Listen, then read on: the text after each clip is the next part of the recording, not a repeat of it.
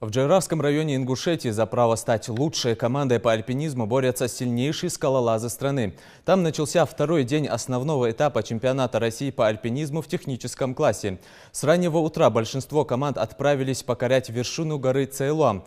За восхождениями альпинистов наблюдал Тамерлан Хамхоев.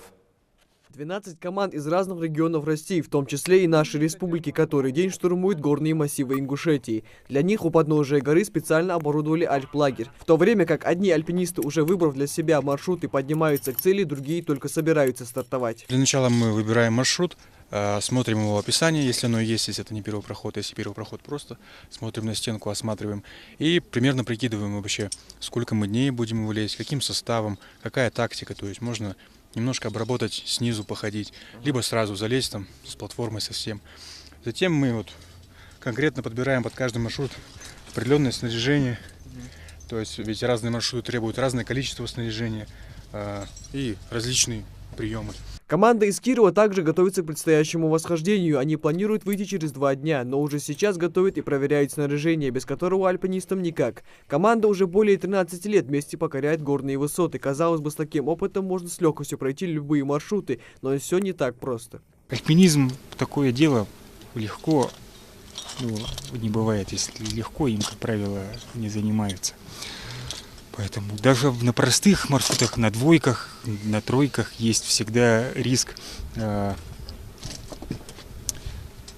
что-то пойдет не так. Вот. И, естественно, всегда и по нагрузкам.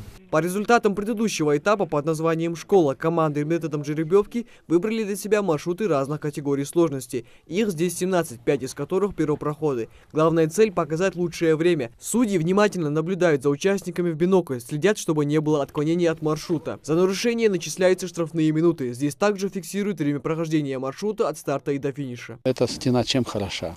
Она очень сложная. Много маршрутов находятся на 2 стенах, которые легко наблюдаются судьями, зрителями.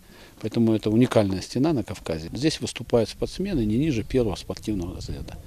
Много мастеров спорта, кандидатов в мастера спорта. Это высокая квалификация, это подготовленные люди уже. На восхождение каждой команде требуется как минимум 2 дня, поэтому приходится ночевать прямо на скальном массиве. Для этого у альпинистов есть все необходимое. Сейчас почти все команды идут вровень, и сказать наверняка, кто победит, никто не берется. Конечный результат зависит от многих факторов. Погодные условия, выбранная тактика, работа с альпинистским снаряжением и, конечно же, сложность выбранного маршрута. Есть маршруты, которые больше преобладает свободное лазание. И есть в командах люди, которые владеют лучше этим способом передвижения по скальному рельефу. А есть альпинисты, которые владеют искусственным, больше на искусственных точках опоры. То есть это зеркальные такие маршруты, и они на них передвигаются, допустим, более удачнее, чем лазанием. Чемпионат продлится до 13 февраля. Команду победителей определяет по результатам всех восхождений. Микаил Тангиев, Адам Далаков, Новости 24.